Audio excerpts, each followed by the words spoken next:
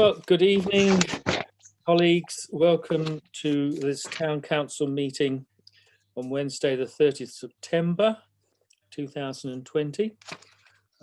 We have a full agenda and a rich agenda, I would say, which when we have an opportunity to look at and ratify a number of things and move forward. So moving beyond my welcome, item 2, Lisa, is apologies for absence, please.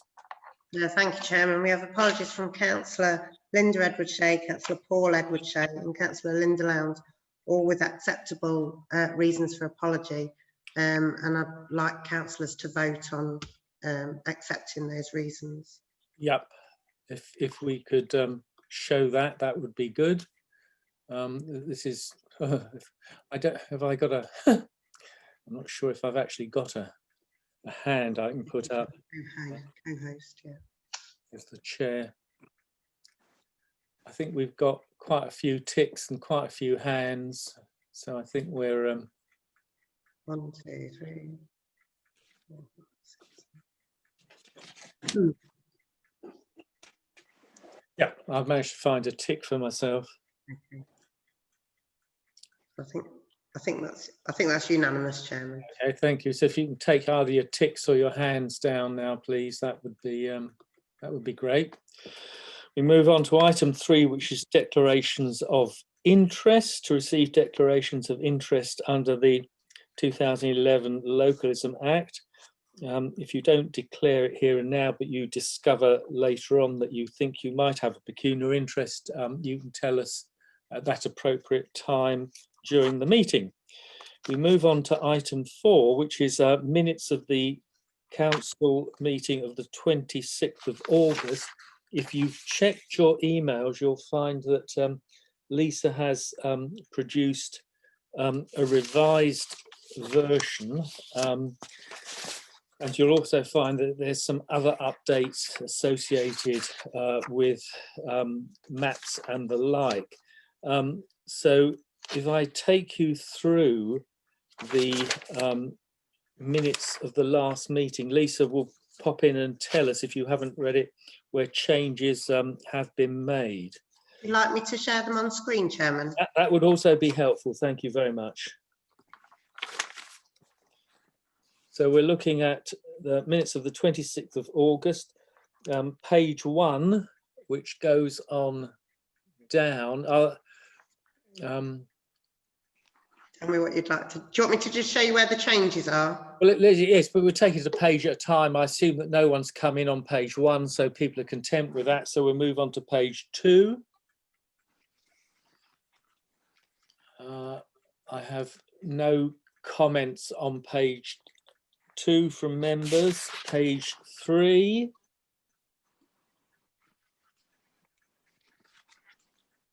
Again, no comments from people. Page 4.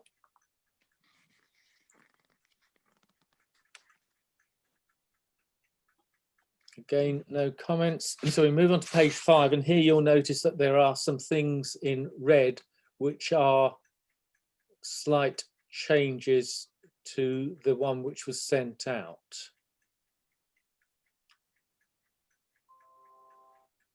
Okay, I don't have comments from people on that one.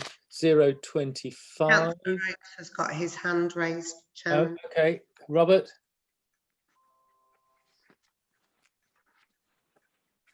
Robert, do you want to come in? Apparently you've got your hand raised. Might have to unmute if you're on mute.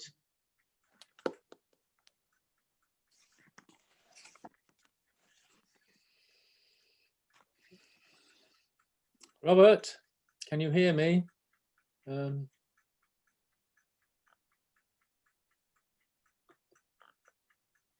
I've lowered his hand, but perhaps that was his, I don't know whether he can hear us or not.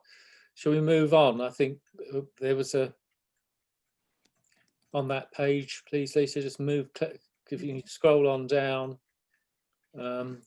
So names have been taken out, original proposer, it was such and such. We move on. Councillor Oates is waving again. Well, we'd like to hear from you, Robert, but you need You to. need to unmute yourself. I can't do it because I'm sharing the screen. I'm sorry, your screen share blocked my view of myself and all the other participants, so I've had to find another way of seeing myself. My comment was on both of these pages. I just wondered why in some parts of the minutes you had removed the name of the councillor, whereas in other parts of the minutes, councillors' names remain. I've removed all councillors' names on there. Well, some of the pages we've already been through have my name on them and the name of other councillors on them. So I couldn't understand why some names have been removed. Yes, 007, for example. There.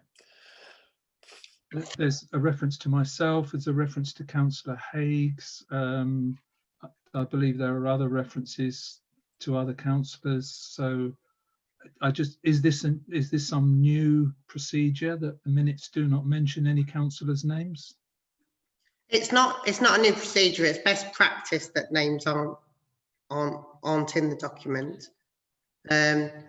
I do think that the actual title, which was the title on the agenda, doesn't actually clarify that it was actually a task and finish group. So the panel terms of reference is quite confusing. It's a bit misleading. So and it wasn't a personal report that Councillor Lorimer had put in. It was on behalf of the task and finish group. So I'm just clarifying that in the minutes. I'm happy with that. It doesn't change the minutes. No, I'm happy with that, and it doesn't change the minutes. I just wondered why in some places the councillor's name had been taken out and other places not. I think it's more about the debate really, with councillors' names, whereas I think before in the earlier reports it's actually those people that are updating the council on information. Fine, thank you. Okay, so it looks as though we've got to page 6, is it? Yeah. And so see, Heather, you've got your hand up. I was just responding to Robert. I actually read the minutes carefully, and I did request that under the 021, it did look in the minutes as if I just produced a personal report regarding panels, but it was important to emphasise that it was actually a task and finish group with 7 councillors that met for 3 months. So I spoke to the clerk today about that. I also asked the same as Robert, whether, because at one time on the council, for every proposal or anything, you used to mention the councillor's name and the seconder's name. And Lisa said to me, it's good practice, unless it's something like this task and finish, for example, that unless it's voted, it's you don't have to have everybody's names, basically.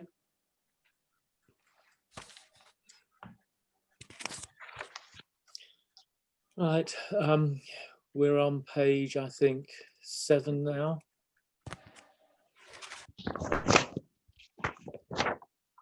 And page 8, which is the end of it.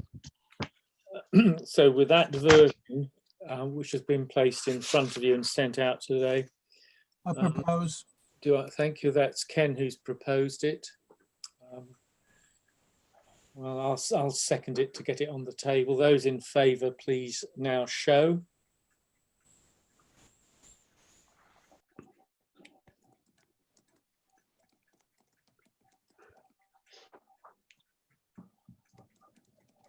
Ten in favour, Chairman, none against, and 3 abstentions. Okay, thank you.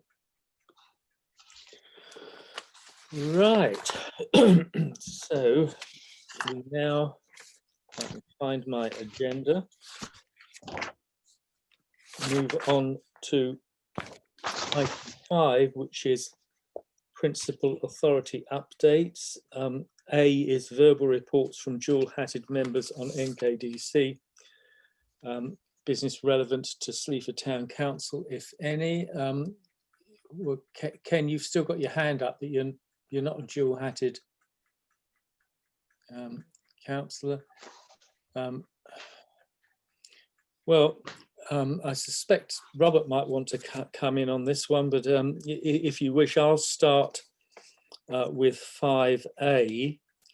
If you've been watching the press, you will discover that we finally seem to have what I would regard as a satisfactory or potentially satisfactory outcome for Rawsby Hospital, in the sense, if you remember, well, some of you will remember, that the previous owner and developer did come to Sleaford Town Council and suggested we might wish to purchase the block from them for about £1 million, which I think we decided was more worth about £1 in its present state.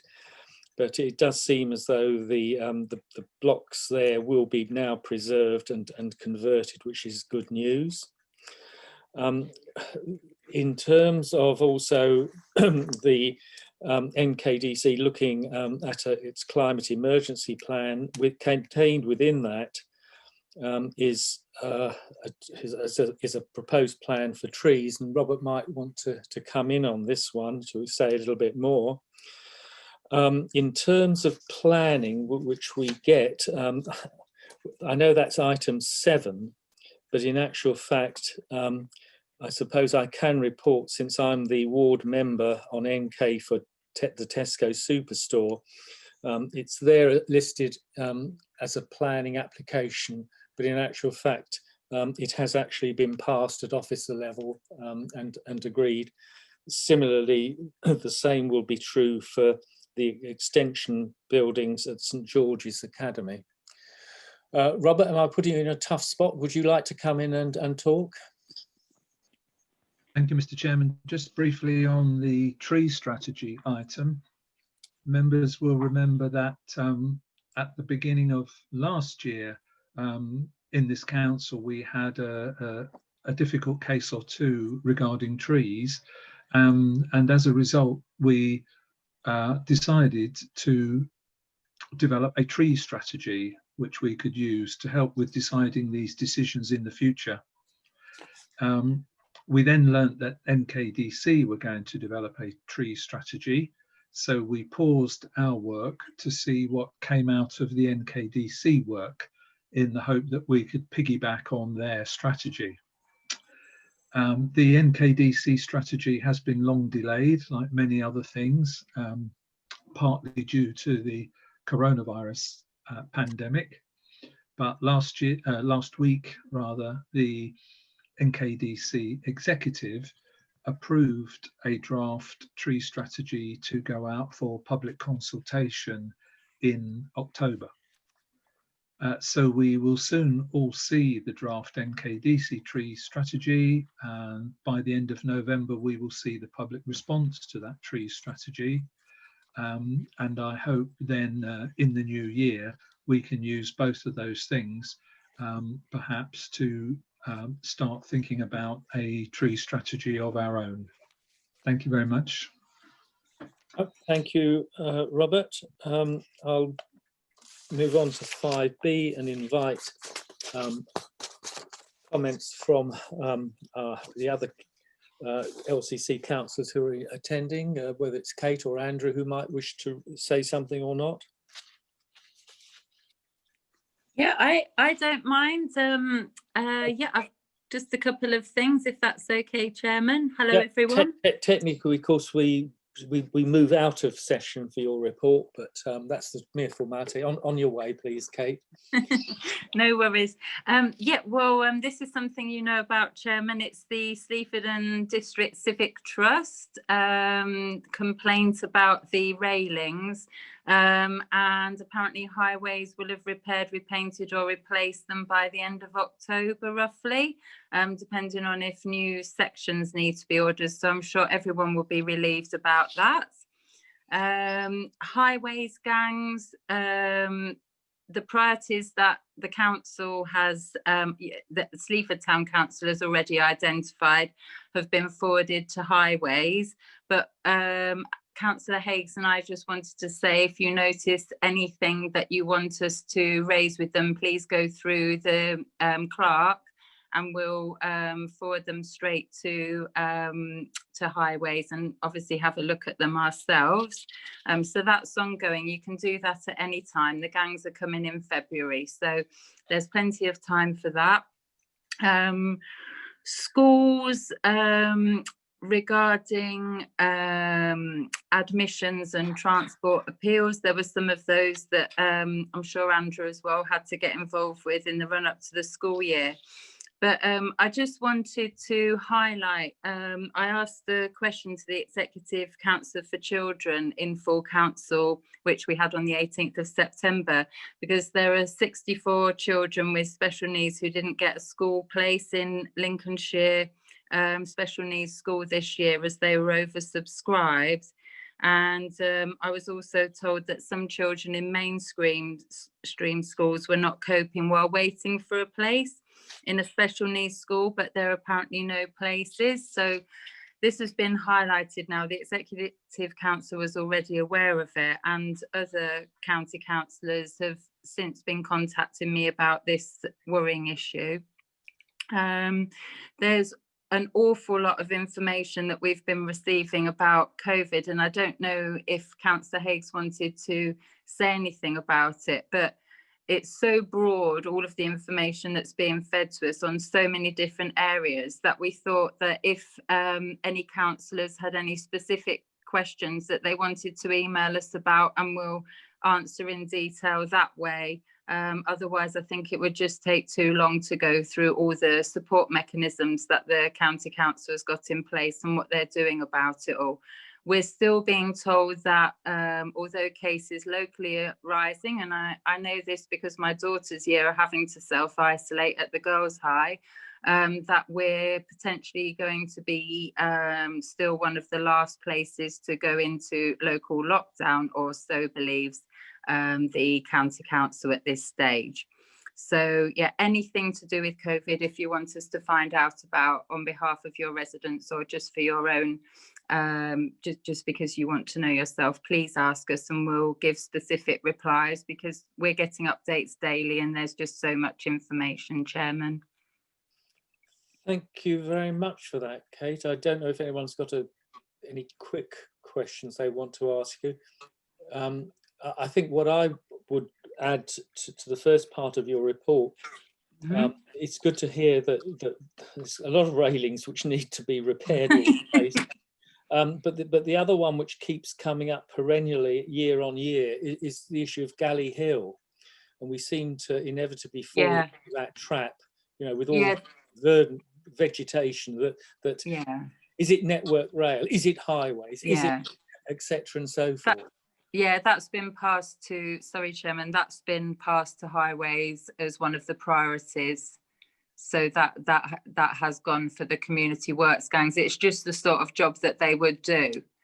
So that's been forwarded. I have to say, Councillor Higgs and I haven't had a reply yet from highways about the list, because we submitted it, but we'll be chasing that. But Galley Hill is definitely a top priority, yes. Excellent, thank you. I see that Heather's got her hand up.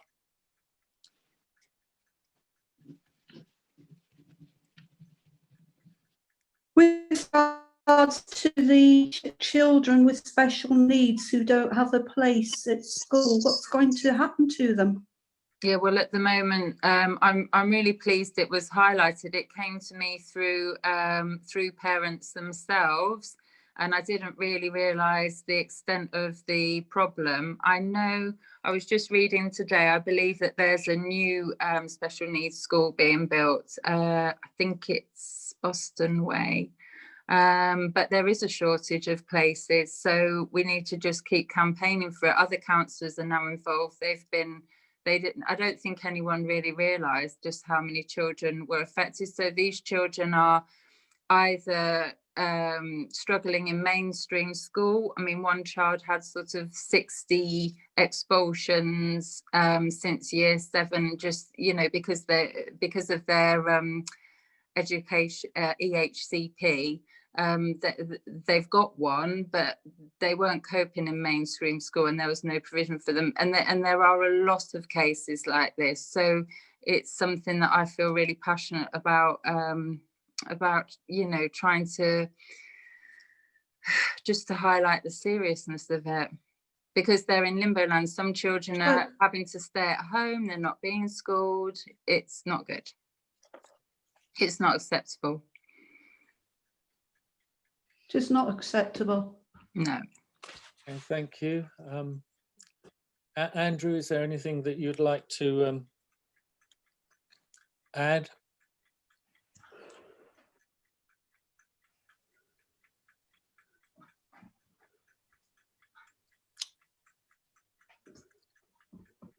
You'll have to unmute if you'd like to add anything, Councillor Higgs.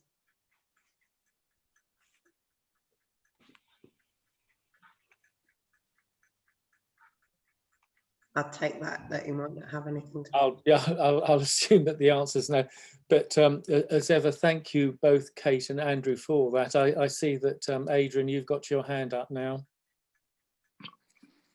In connection with special needs schools, there is a new one being built in Grantham called Springwell Academy that deals with, I don't know whether you know anything about that, Kate, I'm not sure. No. I haven't had the latest on that. It was just literally, I was just reading through emails today, and there was one about the, I think it's, I would say it's not Pinchbeck, something like that, Boston Way. Sorry, I forget the actual location, but no, please tell me more about the Grantham one though. Yeah, there's one, it's called Springwell Alternative Academy. Yeah. And it deals with young people who have got special needs, problems in schools and things like that, problem children. It's only been recently built, but it seems to have a good report. Oh, good. And it's, I'll just bear with me for a bit. It's on the Beacon Road in Grantham. Oh, right. Yes. Yeah, I know that one. Yeah. Okay, thank you. Beacon Road. Thank you very much. Thank you. No problem. Okay, well, as ever, thank you very much for that, Kate. And I return us to full session now. And I move on to item 6, which is Chairman's report. I've got a few things to say here. I am the ward member for West Home Ward on the District Council as well as on the Town Council. I invited Richard Wright, the leader of North Kesteven, to join me at Newfield Road. Much of our discussion was taken up talking about the state of the road. Now, it might be that residents are somewhat content with the work that has been done there in filling the holes, but Richard and I are still not content with what Lincolnshire Highways has done in terms of what we thought would be done, and he will continue to pursue that one to get the road up to a proper full standard. You want to come in at this point, Melody? Yes, please, Chair. Being a resident, not of Newfield, but from the adjoining road, Spring Gardens, we've been affected by this road an awful lot. Now, Lincolnshire Highways came along a couple of weeks ago and threw some black stuff down into one of the holes and completely ignored the other 2 holes, not 20 yards away. And they are getting bigger by the day. It's absolutely awful. I mean, I can't stress it enough. The wear and tear on our vehicles, all of us down Spring Gardens, as well as all of the residents in Newfield, is just horrendous. Well, no disagreement there. And as I've indicated, we are still on the case. I see that Heather's got her hand up.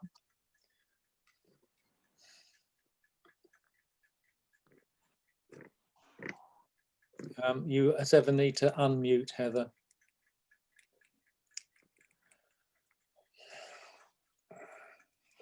I'm also a ward councillor for West Ham, and months ago I had a resident on Spring Gardens who I had an hour-long conversation with, who was very concerned about the road then.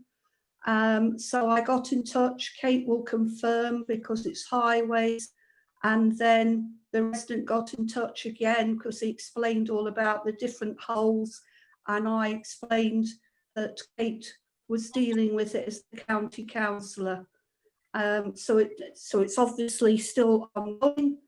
And the resident also mentioned about the actual quality of the materials being used for this road. Well, thank you. I think I've also spoken to that particular several residents down there, and I just repeat that we are not content with the state that the road has been patched with. Ken? The main problem with all this is that the actual structure underneath it has been compromised by the heavy-duty transport vehicles that have been using the road.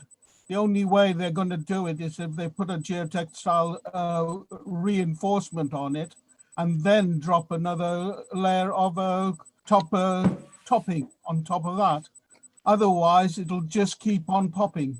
Right, And well, they haven't thank you sealed the for hole. that, Ken. I think probably both Kate and Andrew have heard that, and they can pass that on to highways along the way.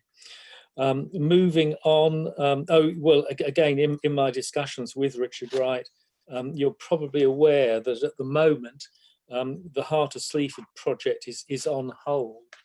But I stressed how important it was in regard to revising, refreshing, moving Sleaford ahead, and suggested ways in which, even though the current potential Silomar operator had dropped out at this stage, other works could be done to move on with the Heart of Sleaford. Again, the next point is, if you've looked at the press recently, you will see in the last couple of days there is an article about our valiant volunteers who go around litter picking, and particularly this refers to the station, and that is something which, if you read the article, is ongoing in terms of getting litter, particularly on the station ground area, dealt with. The final thing to offer you is that we have had a group meeting to decide the town awards. I'm going to say nothing more about that other than that we have made them, and we are currently contacting people who have gained a town award, and it's embargoed at the moment until we've actually contacted everyone and made arrangements for how we're going to hand over the awards.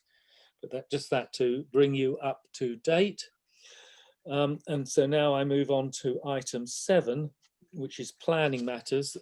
There is a list on page 10. As far as I know, no one has asked to speak on any of these. So I formally propose, as we would do at this stage, that we offer no comment on these 4 applications. Heather?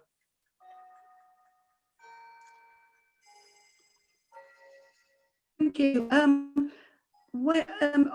I did sent in a request for the Ancaster Drive one last month. It would be useful, I don't know if this is happening during Corona, if when we have sent comments on a particular plan and voted on it, whether we all get some feedback from the district planning as to whether they have taken on board our comments or how the actual planning matter has gone. Yes, you do. We used to have a list. Lisa, when she's given advice. We used to get updated on planning matters. Yes. Decisions. Yes. At the decision stage, yeah, I can do that. Decisions. I mean, it is. I mean, it is open. It is open for councillors if they're interested to have a look on the planning online. All comments will be submitted on there, and the progress of each application if there's one that's particularly interested you. Yeah, we do invariably feedback the outcome of a planning application that we've commented upon. I seem to have lost all the participants off my screen. Let's see if I can get them back. Yes. And if you recall a moment ago, I did give you a verbal update on a previous application associated with the Tesco's Superstore. The one thing I didn't add on that one was if you actually looked at the documentation, it talked about screens and other things. In actual fact, what they're putting in there are charging ports for cars to charge. And I did also mention that the St George's Academy extension will be going through. So that's sort of feedback on planning applications, which we haven't necessarily even commented upon. Melody. Yes, I'd just like to second your proposal. Thank you. Thank you very much for that. Ken, is there something substantial you need to say on that? Let's put it this way. I like the way they're going to be charging points at Tesco's, but mainly it's at item 20/1101/PNH. It's a non-peculiar interest as I live down the road. And the other thing I was going to, can't remember. Well, we haven't had any requests to discuss any of these. It's been proposed by me and seconded by Melody. Therefore, we go to a vote in terms of there is no comment on these items, please.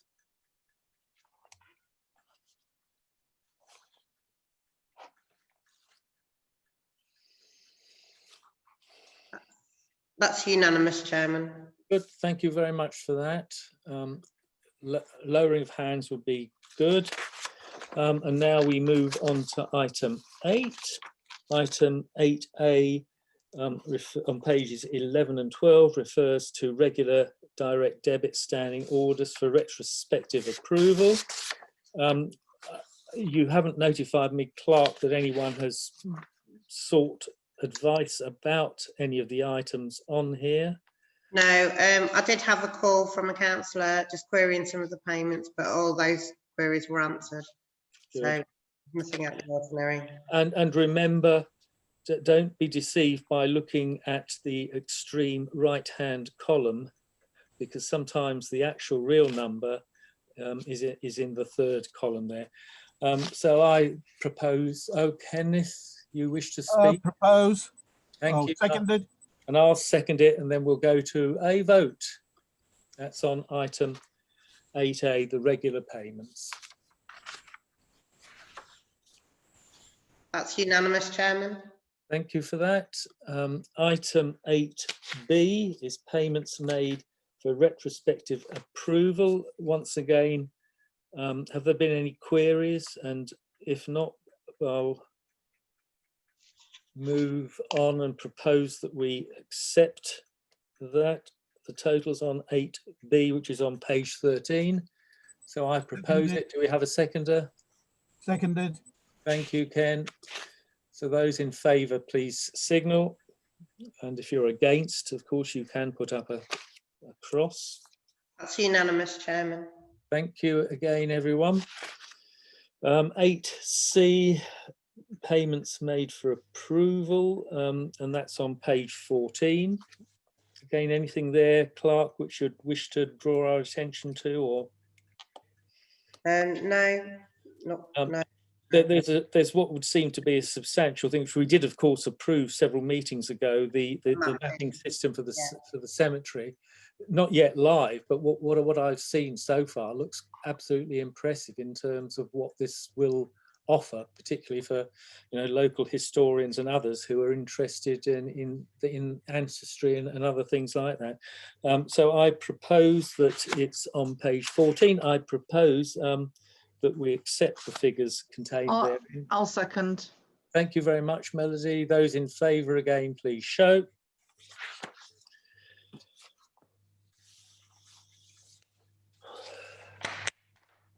That's 12 in favour and 1 abstention. Okie dokie, thank you. And now in a sense, really over to you. On pages 15 to 21 is your intermediate internal report.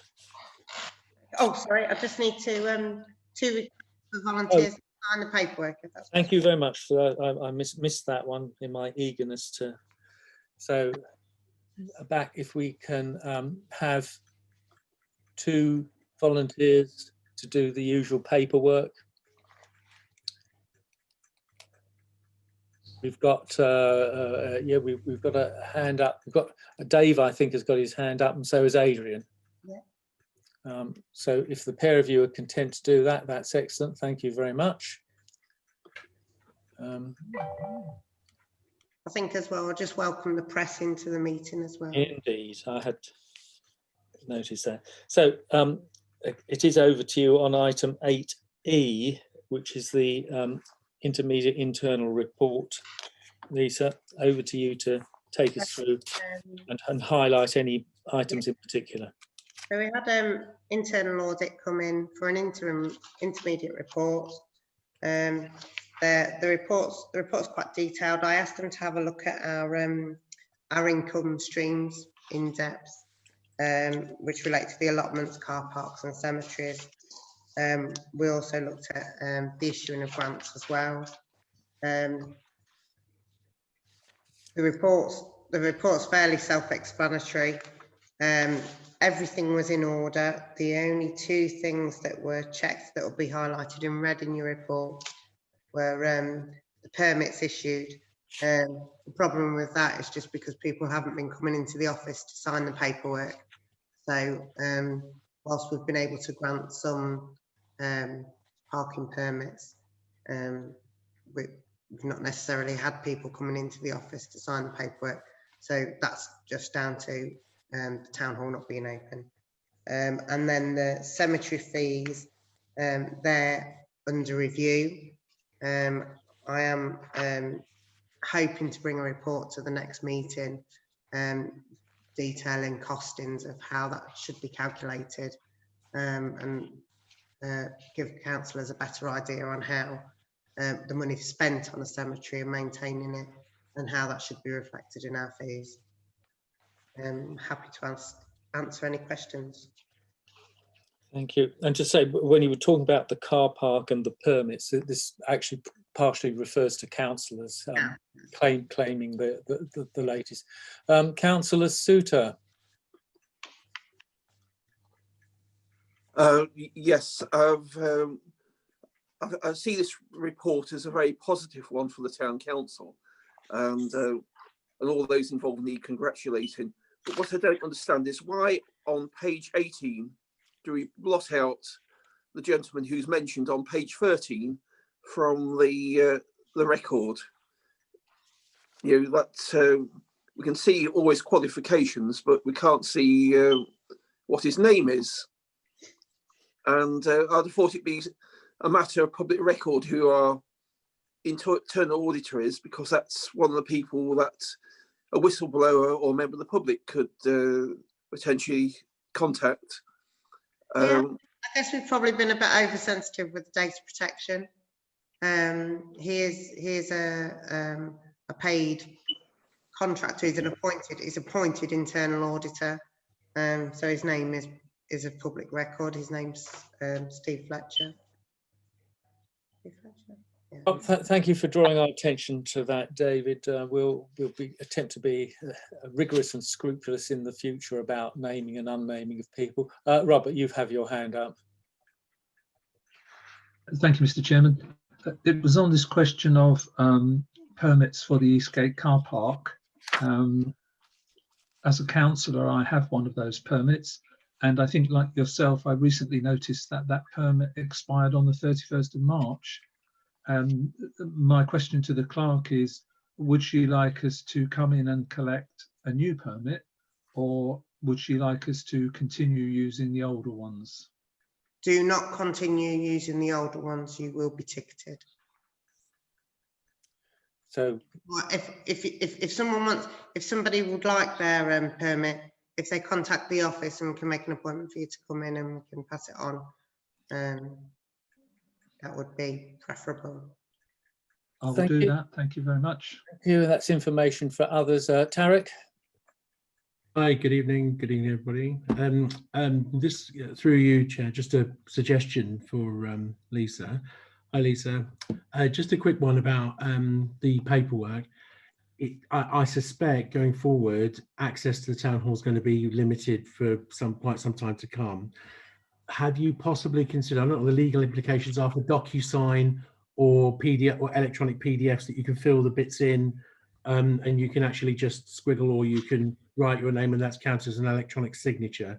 Maybe worth helping as a general suggestion for streamlining operations. So you can look at something called DocuSign. It's relatively inexpensive. It doesn't cost a lot. Or you can look at full version Adobe, where people then you can send out a document for somebody to sign and send back. As a permit holder, I pay for my permit, and you guys are brilliant. But actually, in reality, with all the postage and fanning around, you could almost probably do it a lot, streamline it a bit quicker. And maybe you can apply it to other things as well. Just a suggestion. Okay. No, that's noted. I know with our allotments, we're kind of some people aren't technically minded on that, but on some of them, some people have actually just scanned the document back in and sent us tenancy agreements, or taken a photo and sent it in. So there are ways around it, and it's worth probably investing in some software. Thank you for that comment. That paper is not for voting on, it's to just update us. No, sorry, Chairman, it is. I just need, because the internal auditor, we have to approve note the report, approve his expenses, Right. and just because we mentioned about the cemetery fees, that we are reviewing them. The regulations would also need reviewing as well. Thank you for that, bringing my attention that we do have what is remarkably a modest claim for travel expenses on page 21. So if I propose that, and if someone's prepared to second it. I'll second. Thank you. Many people seconding. So if we can formally discharge that one, that would be good.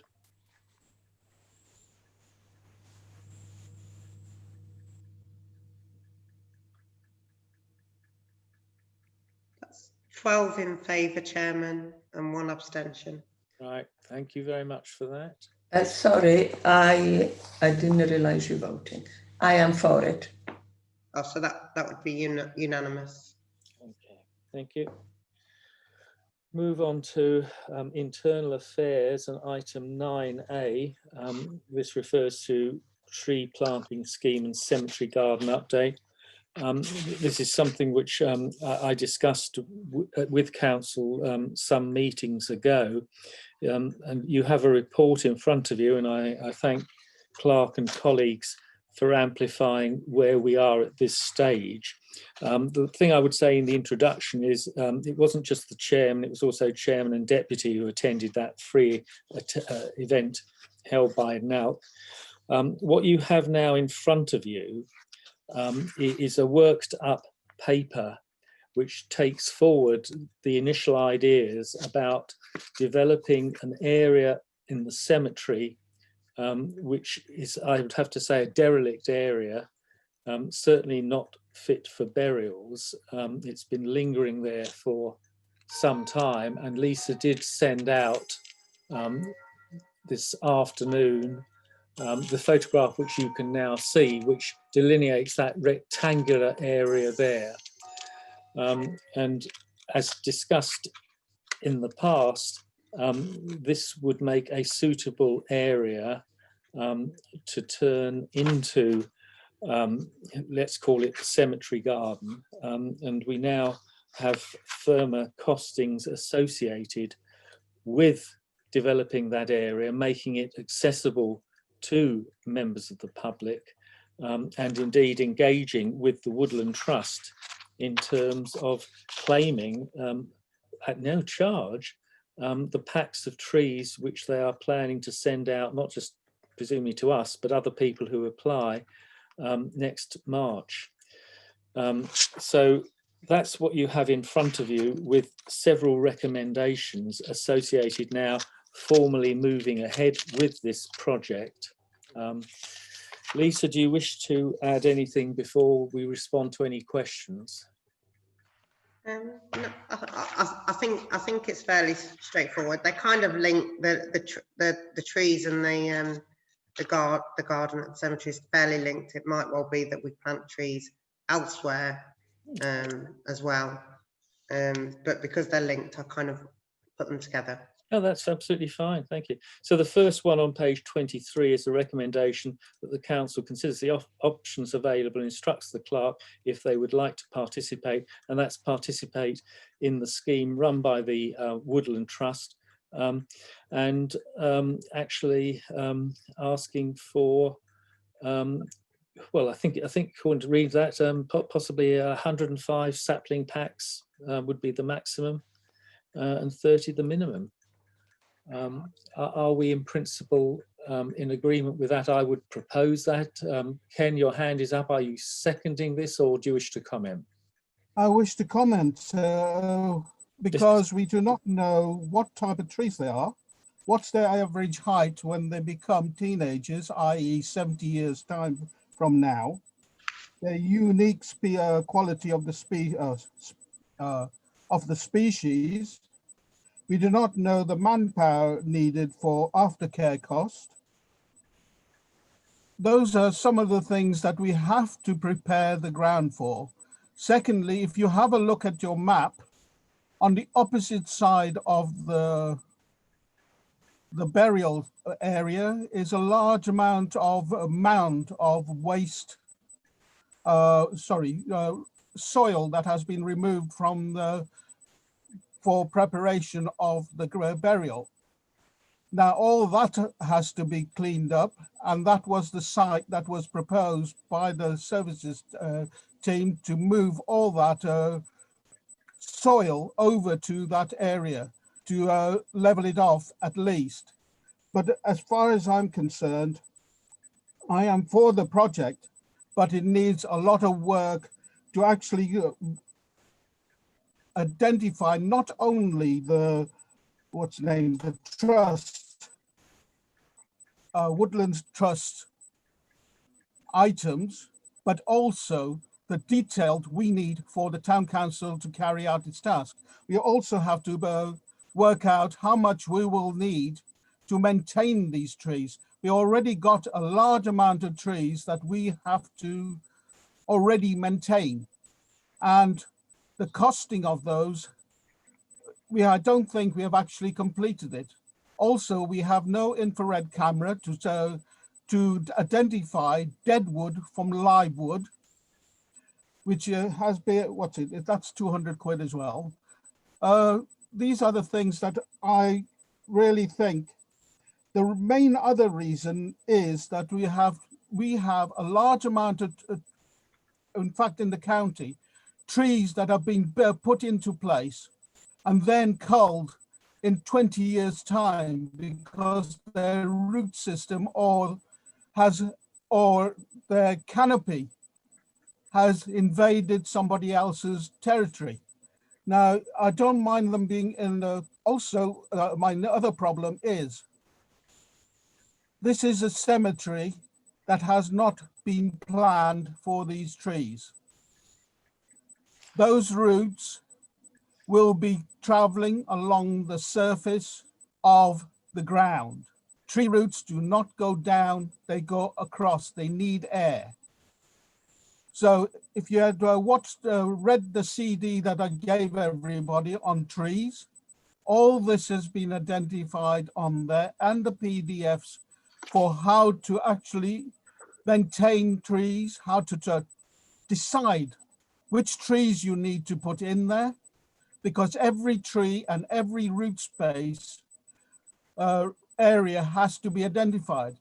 I would like to refer you to our parking area, where we got 2 containers that would normally not be allowed to be under the canopy of a tree. Those are some of the things that, Ken, you've I think had your say, although I found it a bit of a mixed message of being in favour, but raising various issues. Melody, can I invite you to come in? Thank you. Mine's really, really boring. I was just going to second your proposal. Yes, thank you for that. We'll move on to Heather, who I see has got her hand up.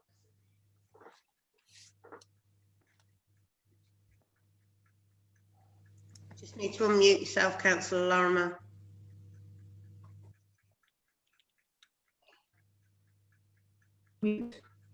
I actually asked this map to go on. It's okay saying a possible site, brick pit area of cemetery in Woodside, but that could be anywhere. So that's been clarified. We've got carrying out the work. The services team will be able to carry out the general clearing of the site and planting of trees. And then there'll be a construction of a pathway into this, which will need external assistance. And then we've got quotes have been arranged to cover the work for the pathway. So are you voting on the trees at the minute, or are we going into the general cemetery garden project? We are voting on the recommendation on page 23, which is with regard to the trees that will be preliminary supplied by the Woodland Trust. That's what has been proposed and seconded. David?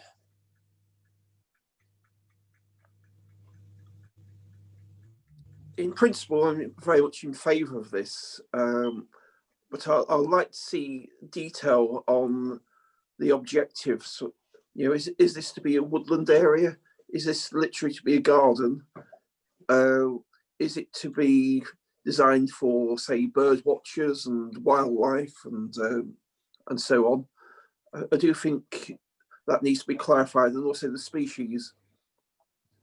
A number of councillors who haven't been on the town council for too long might not be aware that at one point we planted some trees elsewhere on the site, and we had a solicitor's letter from nearby property.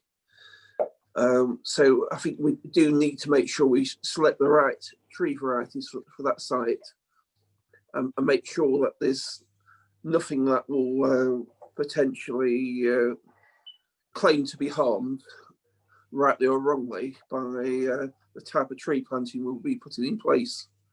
So I do feel that we need detail on this that's not there at present, and perhaps 2 or 3 councillors could work with the mayor to help him get it right. Well, thank you for that. The answer in part to your question is that the Woodland Trust at the meeting that Robert and I attended made it clear that suitable species will be sent out for the particular geographical areas that they are supplying along the way.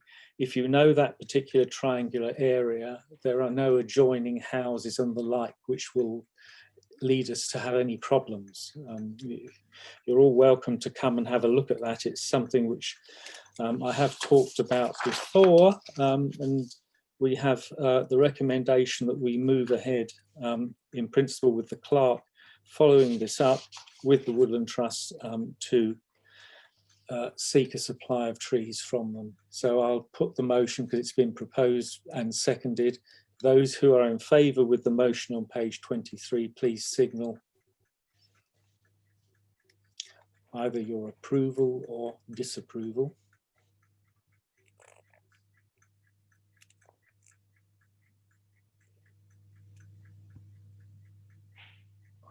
Okay, Chairman, we seem to have 10 in favour. Oh, sorry, 11 in favour, 1 against, and that would leave 1 abstention. All right, thank you for doing the count there. Then, as we move on page 24, you may recall again that when I first introduced the idea some meetings ago, I was talking about how we would fund this. Colleagues there on page 24 have given an indicative idea of how we can fund this to a figure of £5,000. I suppose I would point out that in the back of my mind always was the fact that we do have something like £40,000 sitting in our bank account for SIL monies, which we can spend, and monies from there could easily be used to satisfy the approximate £5,000 budget which would be needed for the external contractors and other materials used for this. And I just extend what I'm saying here into the fact that I have raised this before with you as councillors. I mean, it'd be nice for you to come forward with other ways we can hopefully improve Sleaford with a budget of about £5,000, but thus far no one's come forward. Heather, you have your hand up.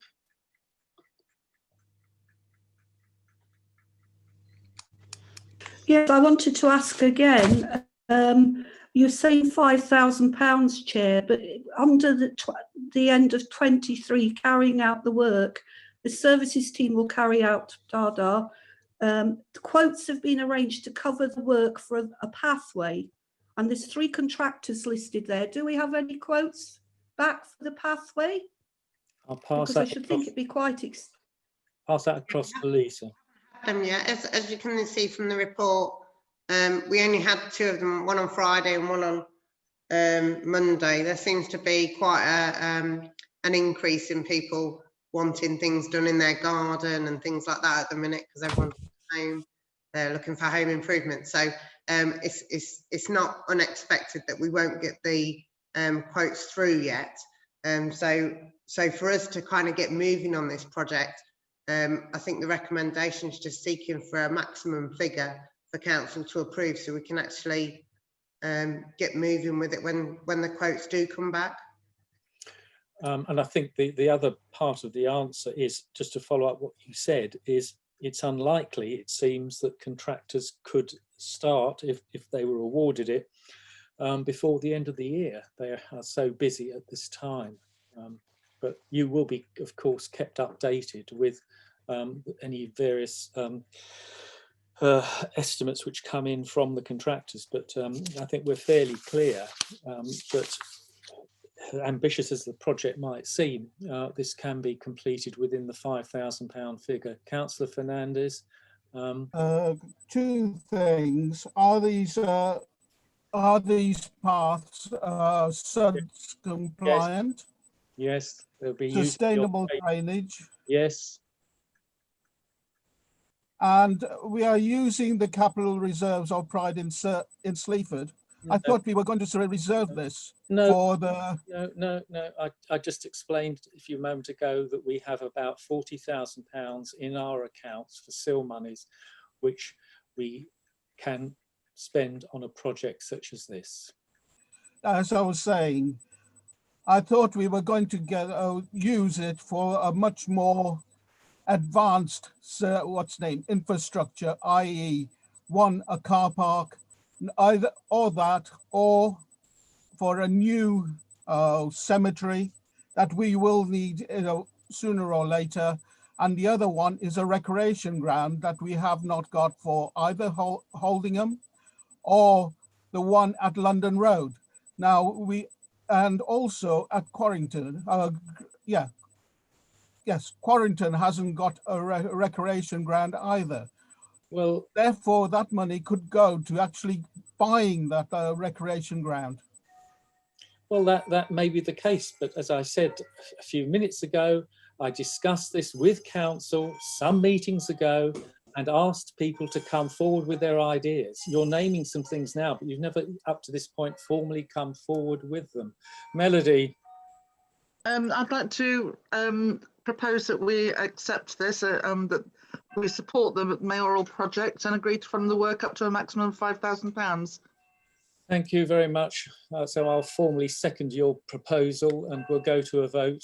For those who are in favour of the recommendation at the bottom of page 24, that the council supports the mayoral project and agrees to fund work up to a maximum of £5,000 to be allocated. Well, it says from budgets as detailed above, but we will find, as I've indicated, that the money is quite easy to find within our current bank account.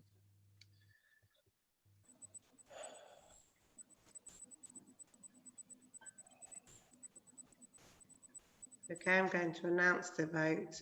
The vote is 10 in favour, 1 against, and that would leave 2 abstentions. Thank you very much, and thank you, councillors who have voted in favour of this, because I think, if you remember, with our mission statement, we were wanting to actually have a minimum of 1 extra area of land opened up for the public. And the answer to David's question, yes, it will be a mixture both of tree planting, bird boxes, whole raft of things to support the natural environment, but also allow people to come and enjoy that space. We do have a wonderful cemetery, and I've also talked previously about ways in which we can open that up much more as a, dare I say it, as a visitor centre.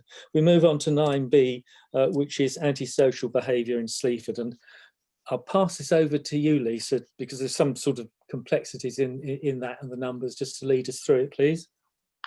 Okay, so this is a following on report from the last meeting, where I advised councillors that we were having a number of antisocial behaviour issues that were occurring in the cemetery, recreation ground and other recreation areas.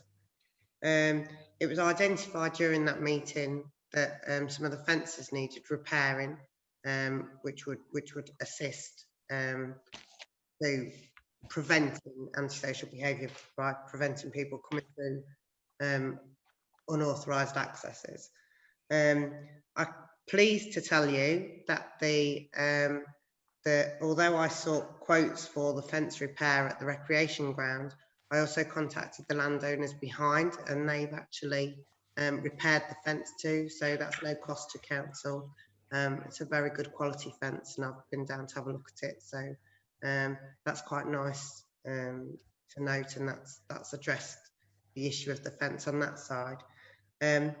We've also looked at getting a quote for the fence at the cemetery.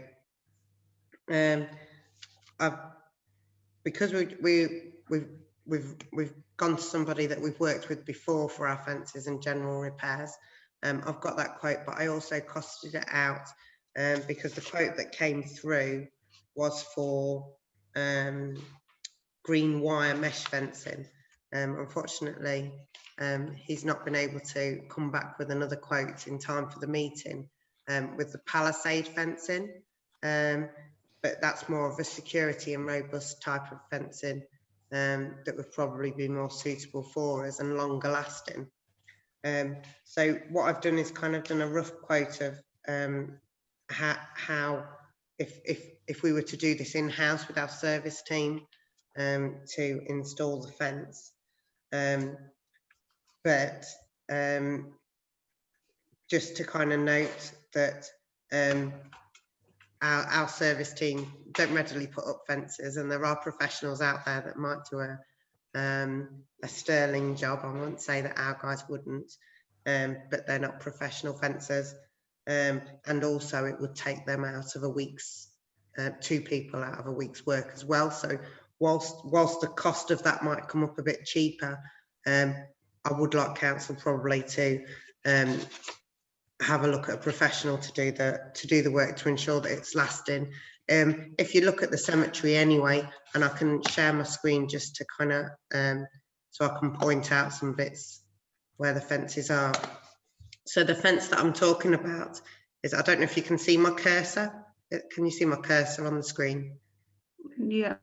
Okay, so the fence that we're talking about kind of comes from the building here, and it goes along here and along here, which is quite a long, it's 80 metres in total.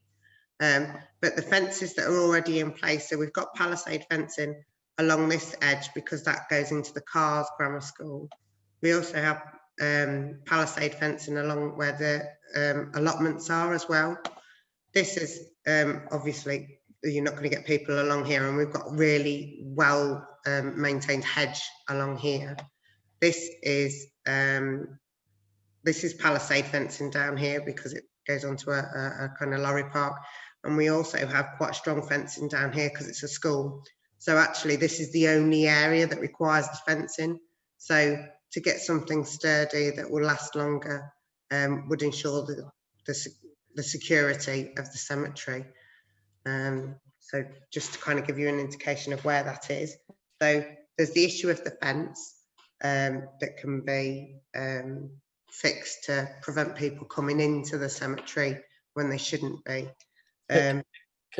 Can I know I'm interrupting, can I come in there, because I want to thank Councillor Fernandez, who brought it to our attention that there was that weak part of the fence which and when I looked at it the next day, absolutely right in terms of the fact that it's not secure. We do also have palisade fencing all the way down from the cemetery toilet all the way down to the front room. But I think the reason for interrupting is I think we're heading in the right direction here, but presumably until we get the next quote in, we can't vote on that one.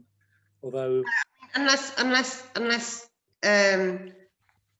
council want to vote on like a maximum figure, as previously, that if council are happy to delegate that to me, I'm fairly restricted on my spending powers, so it would have to be a council delegation if you want me to go ahead with getting something like this done quite quickly, or I can bring back the quote to the next meeting. Well, let's see what councillors think on that one, because I'm easy either way. But obviously, the 4,400 was based on the wire mesh, so we can take some money off for the wire mesh, but obviously it's going to cost more for the actual materials to have the quality materials, isn't it? Let's see what councillors say with regard to that. But I did interrupt you. Shall we pause at this moment to talk about the fence and then come on to the other area? So just talking about the fence and the figure we see in front of us, Ken, I think you had your hand up first. Yeah, you said it was wire fencing, but the quote says W section balustrade security. That is a steel wire. Sorry, it is a steel. It looks like, if you looked at the top, it will look like a W, and it's solid steel sheeting. Not. Sorry, Councillor Fernandez, just to interrupt. That's the quote that I have designed based on our workmen doing it. It's not the quote that's been provided professionally. That's on page 27. Okay, I am against using a wire mesh, because every time they have used a wire mesh, they have just cut through it with their what's the name? We're not proposing that.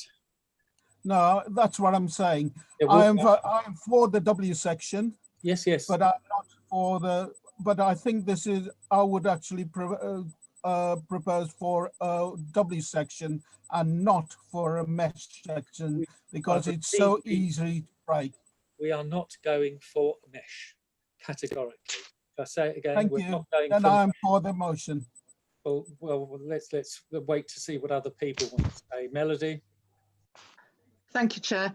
I would just like to say that this year we had to have a chunk of our fencing replaced, and getting professionals in to do it did cost us extra.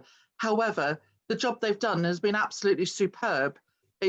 I mean, we get some really big winds coming across our back garden and it hasn't shifted at all. Whereas the cheaper stuff that we've got on the other side is always looking flimsy. So I'm happy to pay the extra.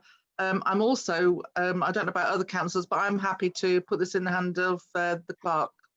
Okay, thank you for that comment. That's helpful. Robert? Thank you, Mr. Chairman. Yes, I also was going to propose that we delegate to the clerk the authority to agree the contract for this work and agree the payment using her best judgment and discretion within the budget that we have. But I see that I've been slightly pipped to the post by another councillor, so I'm happy to second that proposal. Okay, thank you. We'll move to Bozena. Well, I would like to give this particular job to the contractors, because no doubt the job will be guaranteed for a period of time, and they can always send those quotes for approval at the next meeting. Heather? Yeah, I think it's a no-no expecting 2 employees to do it for a week's labour. It's like taking your car to the garage. You might know a bit yourself, but you're not a professional. You have to have somebody who's trained in fencing to have, apart from the fact you're taking the services team away from other work, you need somebody who's actually trained and knows exactly what they're doing, and it's guaranteed. Thank you. Tarek? Hi, Mr. Chairman. So I think that basically I'm very much in favour of the vision of turning the cemetery into a kind of heritage centre and a place to encourage people to visit. I think you need to build the infrastructure there around it first. The fencing is absolutely crucial and needs to be done with all haste. That's my view.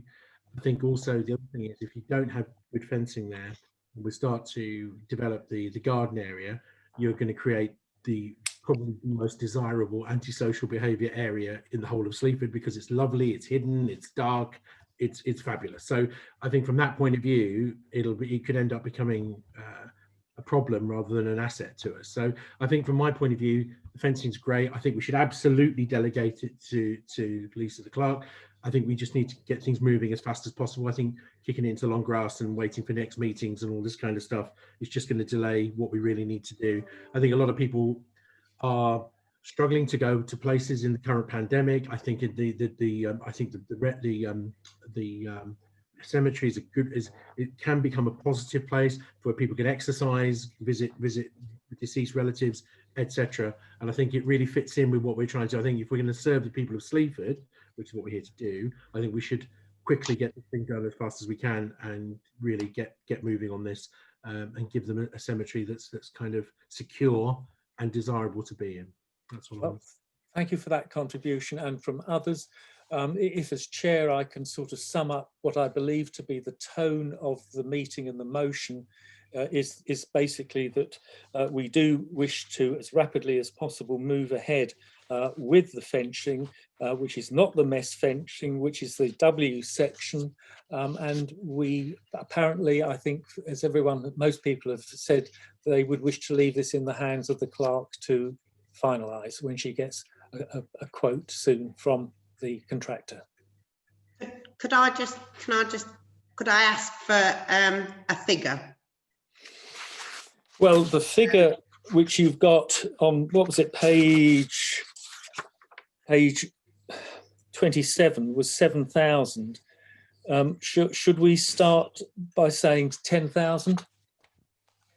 I think that's a reasonable, so I've got some room, that's all. So with all of that taken into account, those who are in favour of moving ahead on this basis, please signal now with a tick if you're in favour, obviously a cross if you're not, or you of course can abstain.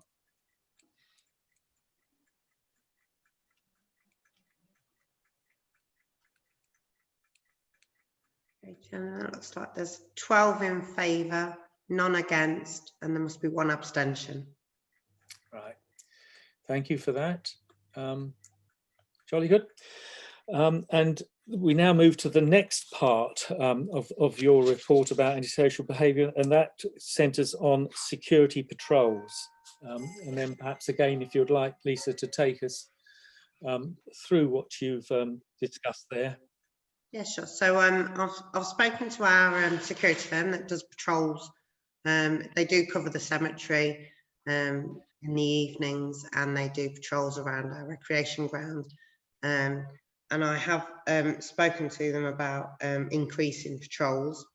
I've given you an indication of the costs per night and the weekends as well.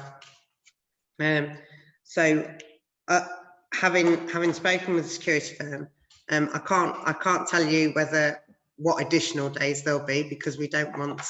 The idea is that there's an element of surprise with those, but I can agree those with the security firm, and it's suggested that we probably do a 2-week review first to see whether the addition, before we make it a kind of routine, that we get the security patrol to go out an additional 2 patrols during the week in certain areas, I have identified where the areas of concern are, and if they go out in those times, and then they report back to us, and see where we go from there. Really, it might be that a couple of random checks at certain times might deter people, but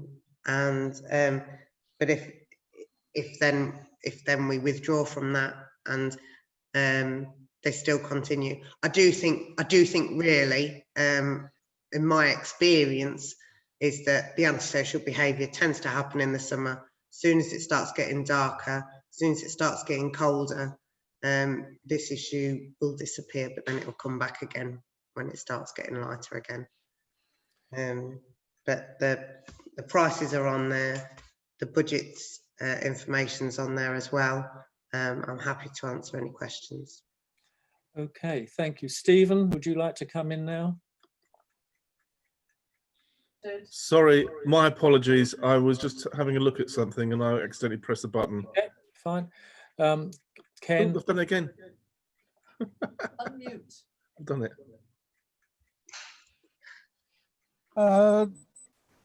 I like the clerk's idea, and I would like to make that as a proposal. Okay, anyone else wish to comment?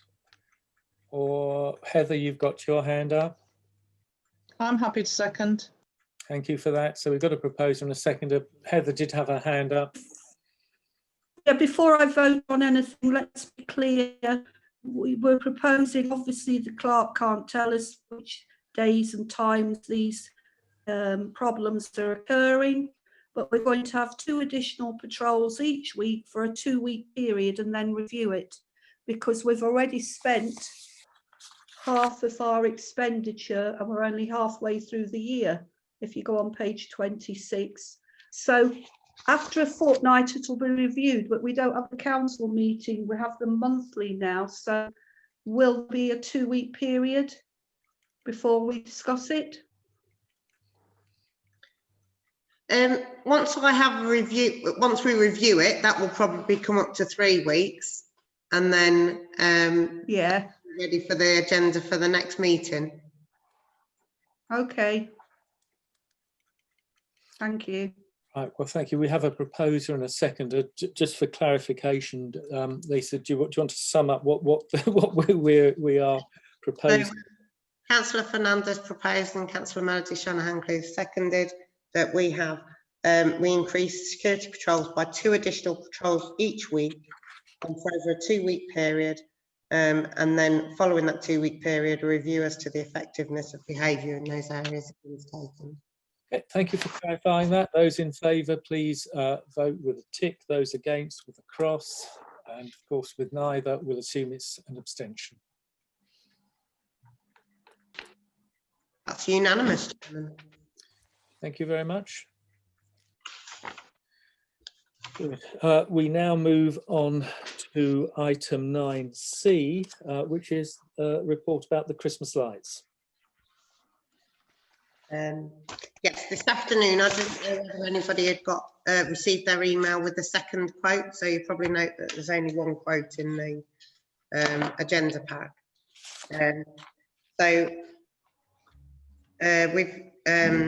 I've sought 2 quotes this year, so that includes our contractor from the previous year that's undertaken the work 2 years in a row, I think, and then we have another contractor that's previously done it, just for a comparison to ensure that we get best value. The allocated budget for the work to be carried out, which will be the installation of all the Christmas lights around Sleaford, the actual switching on of them and the dismantling of them after Christmas. And the allocated budget for the work is 17,500. Both quotes have come in under that. And it's for council to decide which contractor they'd like to go with.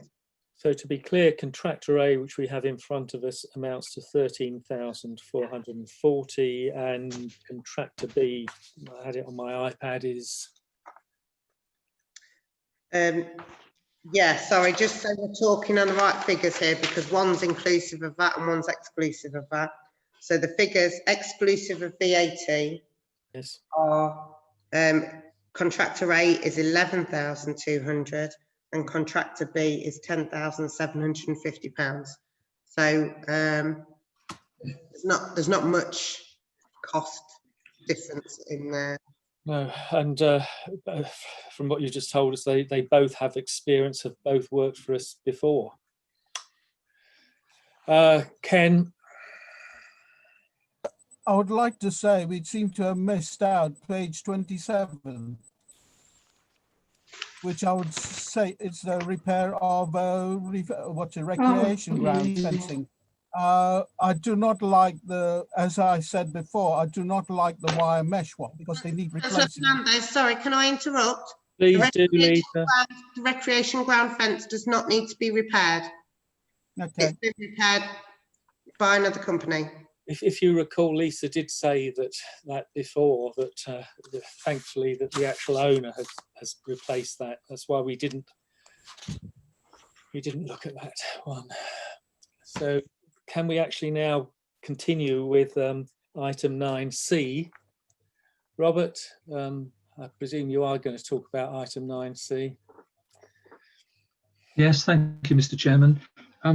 In view of the fact that both of these quotes are under the budgeted amount by quite a decent margin, and in view of the fact that they are both very close, I would like to propose that we delegate to the clerk the decision as to which contractor to go with, based on her experience of working with these people and knowing what needs to be done.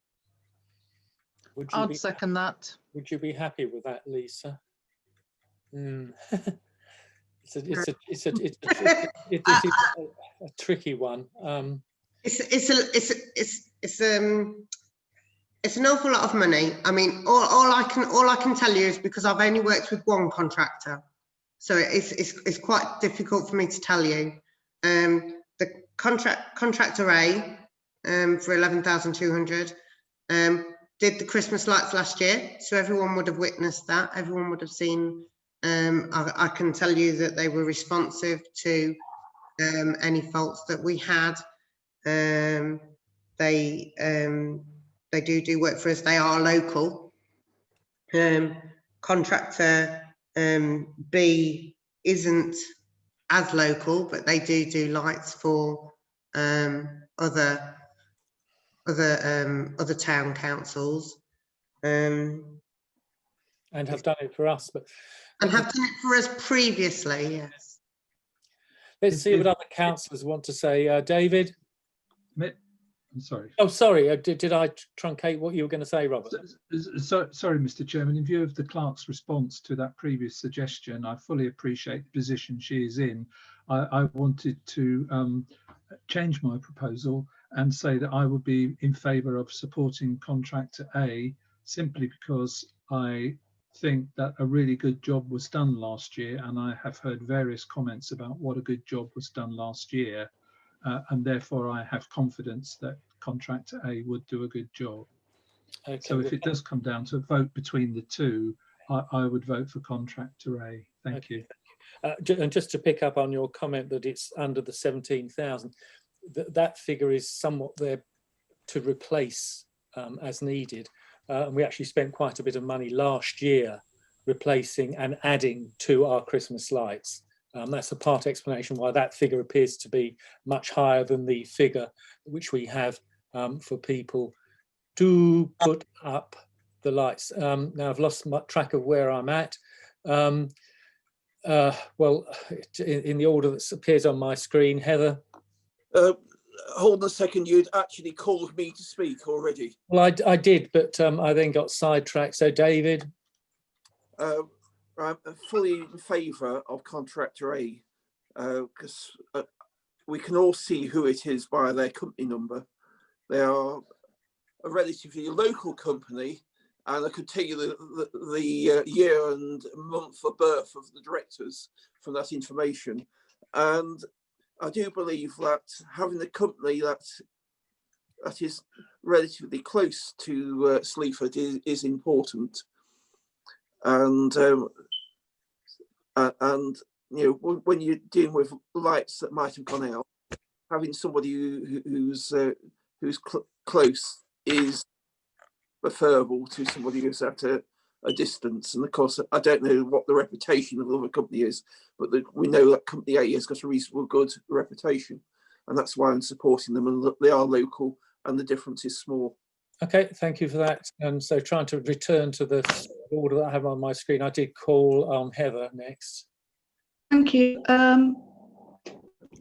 I agree with what David said, but re-delegated powers, we have very comprehensive financial regulations, and you have to be careful about putting the clerk in a position where that's a lot of money, where she has to actually take the delegated decision. So I wouldn't agree with that, but I would agree with the quote A, because they did it last year.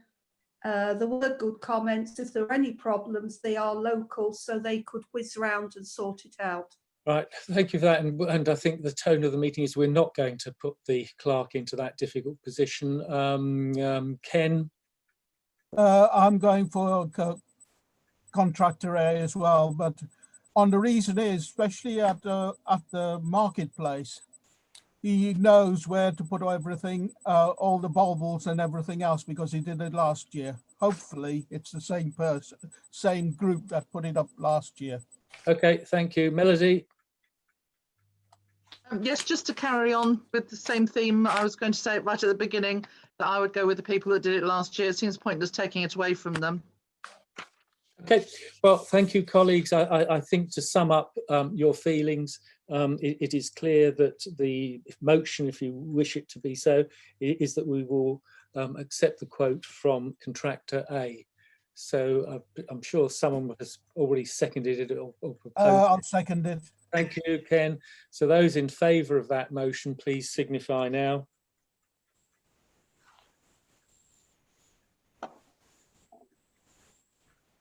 That's unanimous, Chairman. Thank you. We move on rapidly to item 10A, which is a request to use the Boston Road Recreation Ground this is 2021.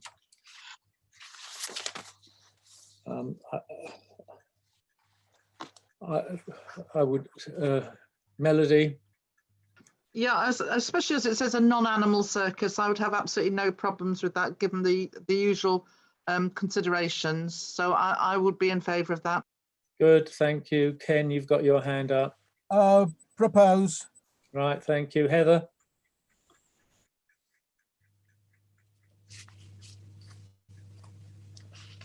I'll second it.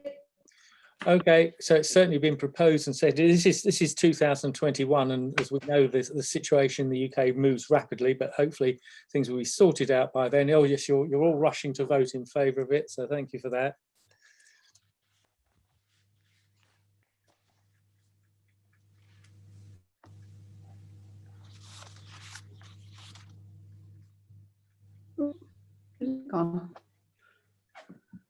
Okay.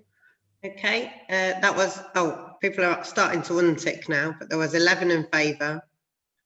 That would be none against and 2 abstentions. Okay, right. Yeah, thank you.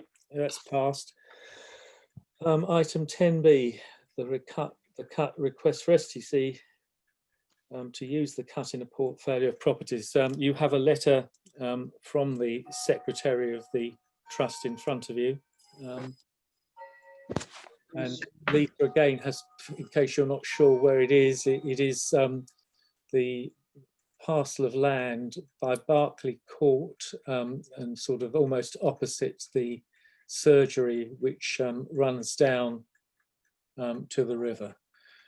John, as you're our representative on the Civic Trust, would I be putting you in a difficult position to comment on this? Because presumably this is something that's come from the executive of the Civic Trust.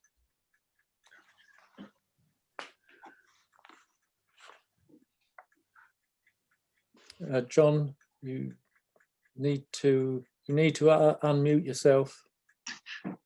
I'm here now. I wasn't party to the discussion other than the fact it was raised briefly that this was going to be a formal application to the town council to see whether, as a town council, we would be happy to take this piece of land over and to make something of it.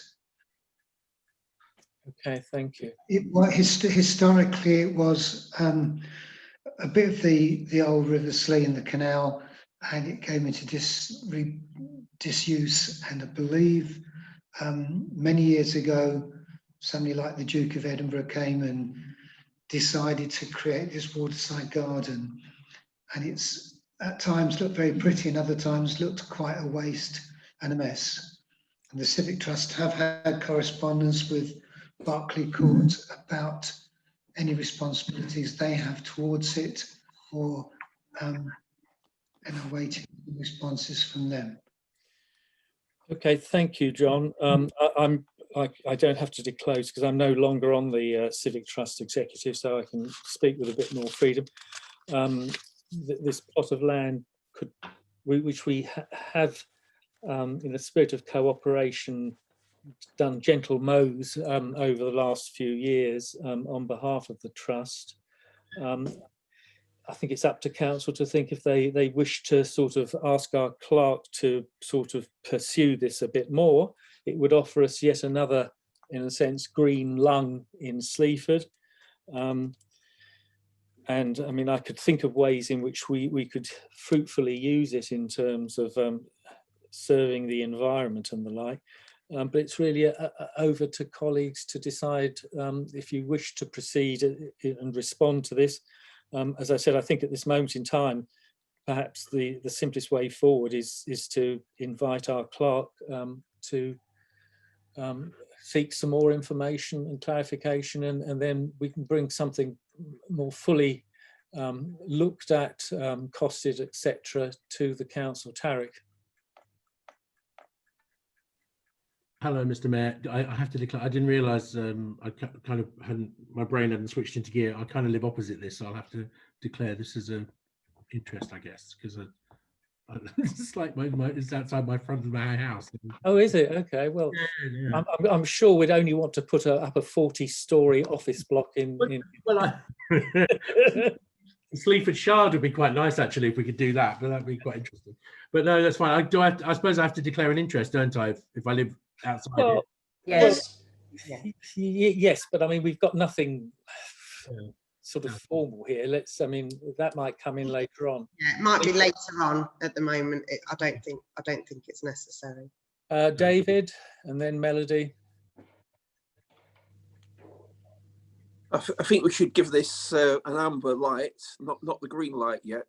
Well, we can't give a green light yet, but yes, and it's an area that has been very run down, and and can be an eyesore at various points of the year.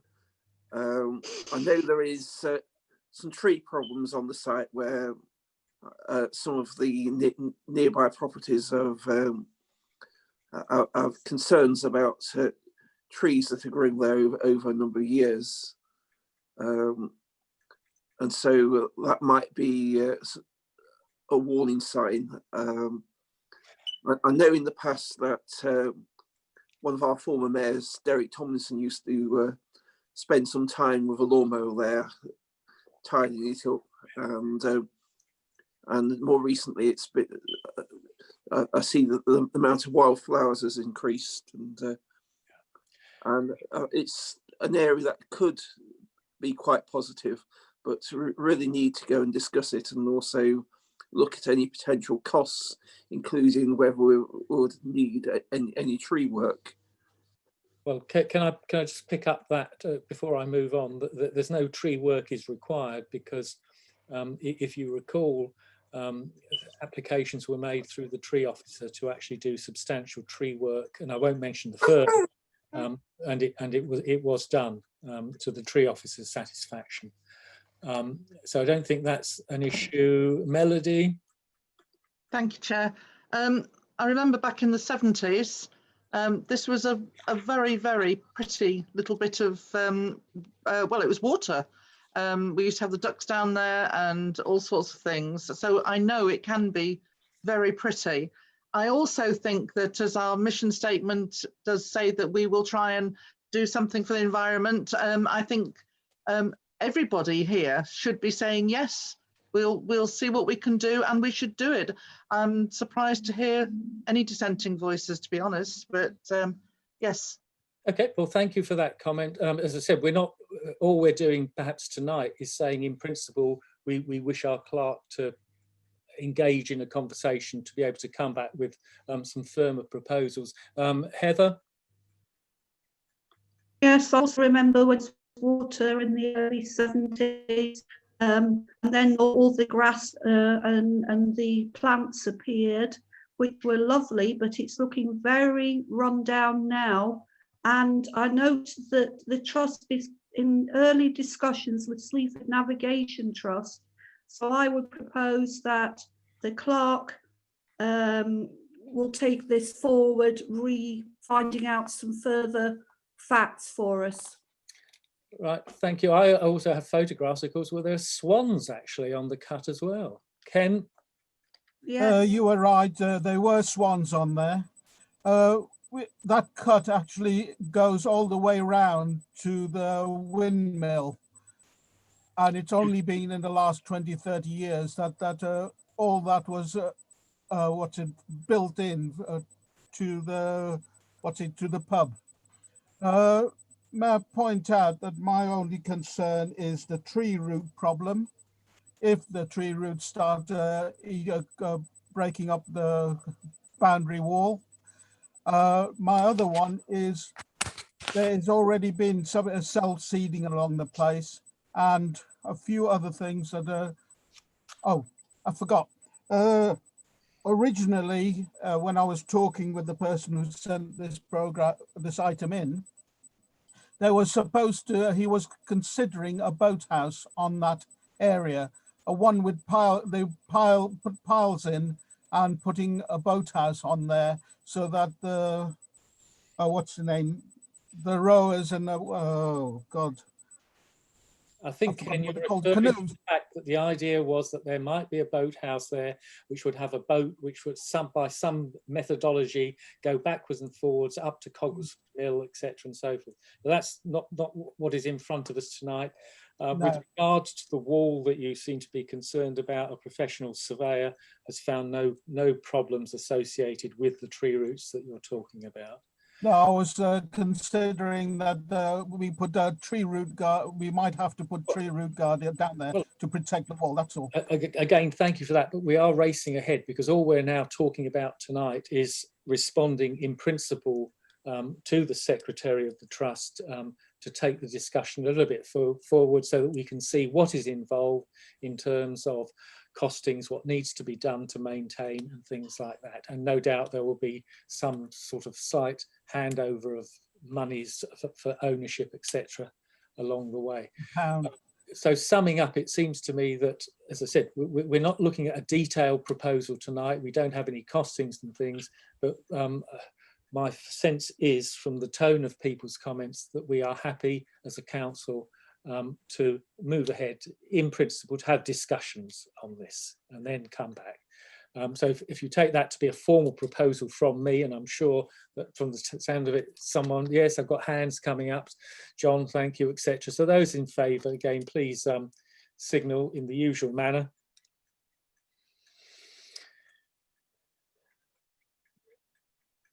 That's unanimous, Chairman. Thank you very much for that. Thank you everyone for moving ahead on that one. Let's see where that one goes, because it could be an interesting asset for us, the council. We move on to 10C, and that is the NKDC licence policy consultation. You've got a paper there from Lisa. It's really drawing your attention to the consultation, which is now out for public feedback and discussion along the way. So we're not, in a sense, discussing it tonight, but she and I, if you want, are inviting you to access the document and read it. We of course have the chair of the licensing committee of NKDC here. He may wish to comment.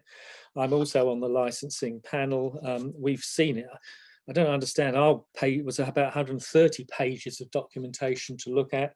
We seem to be down to 89 now. This is a requirement from central government for the district council to update it. David, do you want to come in as chair of the NK? Yes, you've got your hand up. David, please come in. Yes, I'll just come in very briefly. There's a lot of improvements to protect the public. So, for example, with taxi firms, that people like taxi directors and employees who sort of sit in the office taking bookings would have to have a criminal record check, a basic one, and so there's a lot. So there's things in there that will protect the public more, and there's been and there's a lot more improvements. I must say, North Kesteven are better than a lot of councils. A lot of additional things that are in that policy from the government, North Kesteven already do. But you can be assured that all the correct checks are made concerning the taxi drivers and the proprietors, and now it will go into other people who work for them in the office, as I said, and directors. So it's good for the public. Okay, thank you, David. So this is really just to alert you to that.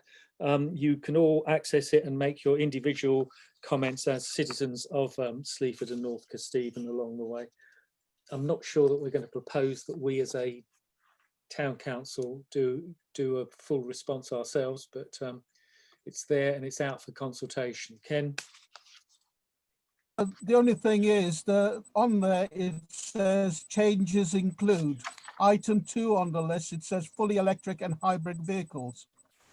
It does not say anything about the new hydrogen cars or the metallic hydrogen cars, which are also as good as both of these items. No doubt. And I mean, this is a small summary, I think, from Lisa. You please do access the full document, and indeed, I'm sure you can happily put in your comments about hydrogen vehicles, which I've been an advocate of for probably as long as you have along the way. You have to remember that the primary legislation for taxi and private hire actually dates from 1840, and that's why it doesn't actually talk about things like that, because I don't think they were even petrol driven in 1840 along the way. But so please do have a look at that. As individuals, by all means, put in your comments when you've had a chance to look at the document. Can I now please move us on to item 10D, which is the Remembrance Day commemorations. I'm unsurprised to know that obviously officially we're not going to have anything as we had in previous years. I sort of predicted that some months ago, but certainly with the most recent documents coming forward from central government, they're talking, aren't they, now about a 6 months sort of shutdown along the way. I think it would be a shame, personally, if we didn't have something to commemorate, but it obviously cannot be in the usual format along the way. It's really the British Legion who are the authors of what happens, but equally well, both us and North Kesteven District Council have an input. And basically, in a sense, what we're saying here is that our clerk will be pursuing it with North Kesteven and the British Legion, and then perhaps come back with a report about how the three bodies would come together. It might be a stealth at night sort of laying of wreaths, but we don't tell people it's going to happen or something. I don't know. Ken, because you work with the British Legion. Yeah, it's a pity we haven't got a flagpole at the recreation ground, because this would be a perfect place.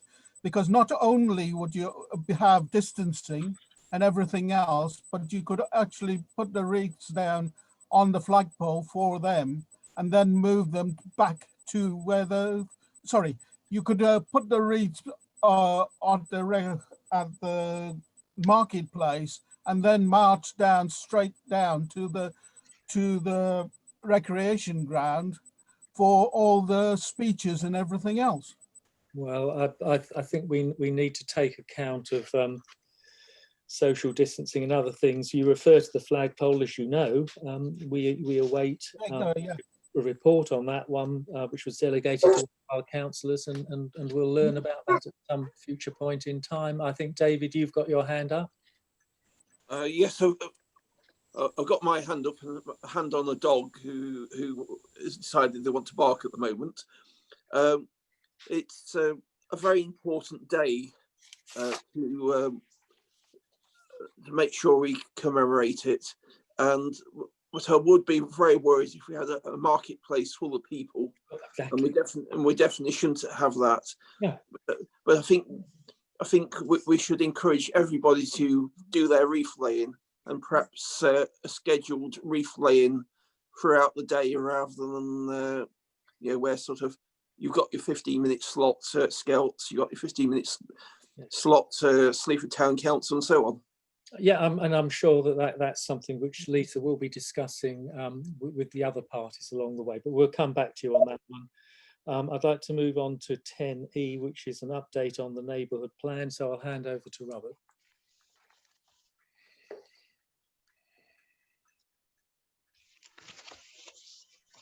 Thank you, Mr. Chairman. Yes, councillors may have noticed the article in the press about the neighbourhood plan process being launched. There was an article about it in the Standard last week, and the neighbourhood plan website will be going live from this Thursday, the 1st of October. So last Friday we had our first stall in the marketplace to start engaging with the public about what they want to see in what will, after all, be their plan. Despite extremely stormy weather, we managed to speak with about 30 people and hand out a short survey, which will be the first means of finding out from the public what they want to be in the plan. And I have already distributed that same short survey, or rather a link to it, to all councillors by email. And I would encourage all councillors who live or work in Sleaford, which I think is all of us, to complete that survey themselves as a resident, not as a councillor, but as a resident or someone who works in the town. We want your views as well as those of everybody else. Please do fill in that short survey yourself, and also please distribute it to other people you know who might be interested, so that we can get as wide an input as possible at this first stage to help us shape the plan as we go forward. And we will be having a stall in the market on several other days in October and November. So those dates will be advertised, and councillors are welcome to come along or encourage other people to come along and talk to us about what will be in the plan, what they would like to be in the plan, and how the process will operate. Thank you very much. Thank you, Robert. We move on to item 10F, which is really just for noting along the way. These are notes from meetings of the Sleaford Castle Heritage Group, a bit like our discussion with regard to Remembrance Day. It's been challenging for the group in terms of events which they had hoped to run, but of course could not sensibly be run. And there's lots of discussion about how nonetheless we can carry forward some of the important work that has been done on the castle site, arising out of the geophysical surveys and the like. And that's my summary of that. But as I said, this is really just to bring people up to date. along the way. So I would now propose moving on to 10G, which is the electoral review of North Kesteven draft. Again, you have a document, well, a note there in front of you, talking about the current draft recommendations. We are fortunate, I suppose, to have two members of this council who are also on North Kesteven, who were part of the group from North Kesteven District Council that came up with recommendations about the review and the boundaries. I don't necessarily want to put them on the spot whether either David or Robert we wish to make a comment about the status of the review or not. I'm through you, Mr. Chairman. I'm happy to say a brief word, and then I know David will want to follow up on that. Good. Basically, just to say, councillors will remember that last year, when the Boundary Commission first proposed reviewing the boundaries of wards in the district, we did have an informal meeting for all councillors to look at the proposals and put their views in. At the end of that meeting, we concluded not to try and put in a joint response to the consultation on behalf of the town council. But however, I think most councillors were content with the proposal that North Kesteven eventually made, which was for various small changes to the wards in the north of the town, so that we have more equal numbers of electors each. The one change that North Kesteven proposed, which has not been accepted by the Boundary Commission, is the proposal by North Kesteven to divide the Quarrington ward into two wards, one which would be called Quarrington Ward and the other which would be called Mareham Ward. And as I understand it, the main reason why the Boundary Commission have not yet agreed to that proposal is because they have not identified, or they've not had sent from anybody, a clear and logical boundary between these two proposed wards. But I know this is more David's territory, so I'll hand over to David to speak on that point. Thank you very much. Indeed, thank you for that, Robert. David? I think the major reason the Boundary Commission have agreed is that they haven't heard local voices. So what they want to hear is people from the Mareham area and the Quarrington area, why there should be two different wards. So you need to go and identify good reasons, like the Mareham ward advocated will be, e.g., easy to walk from, whereas the people who are in the Quarrington area will be getting in their cars, going to the centre of the town. And so you've got social contact, for example, between people who are walking on foot into the Mareham ward. It's very much a town centre ward, so it's there, such as the Mareham Lane, the Southfields Estates, the London Road, a little bit of the Grantham Road, and Victoria Avenue is united in one ward. And as opposed to when we had an old Mareham, previous Mareham ward, it was the dividing line, and it would make a lot of sense if, you know, what for example, what has people in Greyleys got in common with people in the middle of Sleaford, because that's part of the Quarrington ward, advocated, and what are people who live in far out estates who just jump in the car got in common with a lot of the people who are close to the centre of the town. And you could think of a lot of other good reasons, such as you might be close to the cricket club if you live in the Mareham ward, and how that's a focus of your community, or the Car Arms, or your Go to Oldie, whatever. So you have to show some local connection, unless you want a big ward with about 6,000 electors, which would cost Sleaford Town Council a lot more money if there was by-elections, for example. If you've got any questions, I'll be pleased to try to answer them. Okay, I'll say thank you at that point from you, David.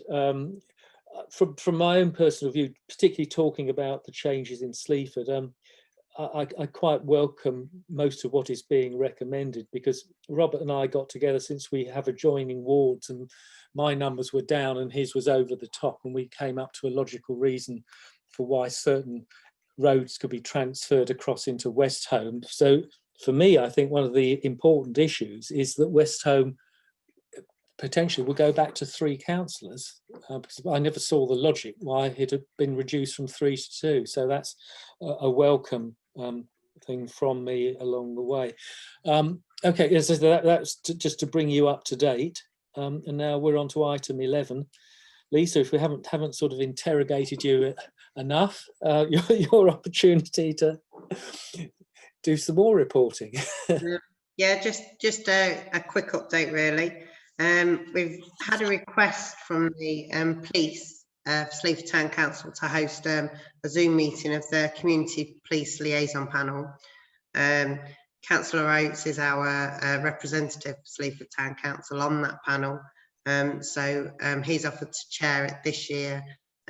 It's likely that there'd only be 2 meetings a year, but all councillors are invited to it, and it will be advertised to the public as well. It's probably likely looking that it will take place via Zoom in November or early December. So that's just to kind of give everyone a heads up on that information.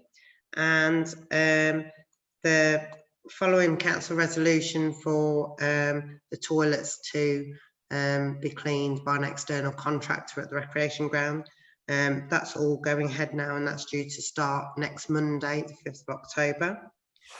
I've had confirmation that we will be granted the litter picking grant from North Kesteven District Council, not with the increase this year, but yes, we're getting the money coming in shortly.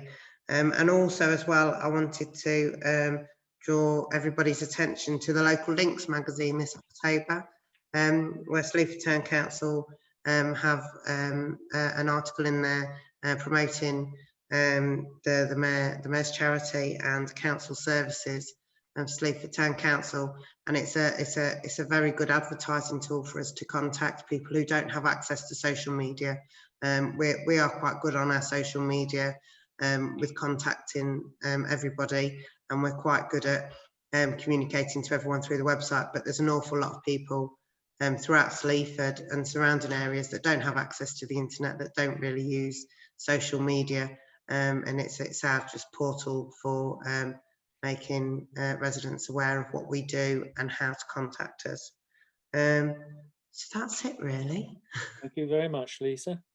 And I think we'll now move on to item 12, which is me formally causing us to go into closed session. But you'll notice that Andy has joined us from the local press, so I'm sure he'll be writing up some of. I think my view, Andy, is we've made lots of very positive decisions tonight about Sleaford and moving ahead. But I'm biased in that regard, Andy. Okay, so now formally under item 12, to resolve and vote to move into closed session in accordance with the Public Bodies Admission to Meetings Act of 1960, due to the sensitive nature of business to be discussed in relation to the following matters. And that's an HR panel update. Those in favour, assuming that... Proposed. Yes, thank you. I think it's one of these funny ones. The chair proposes it, and Councillor Fernandez a second. Yeah. Just take a vote on that. That's unanimous. Unanimous, thank you. So at this point, you will stop the recording. You'll terminate Andy and anyone else who's here. And I do suggest, since we are pretty close to 9 o'clock, we do have a substantial report to look at, but it's appropriate to have that 5-minute break at this moment in time. And if you'll stop the recording now, please, Lisa. Yeah, that's stopped. So we'll return by,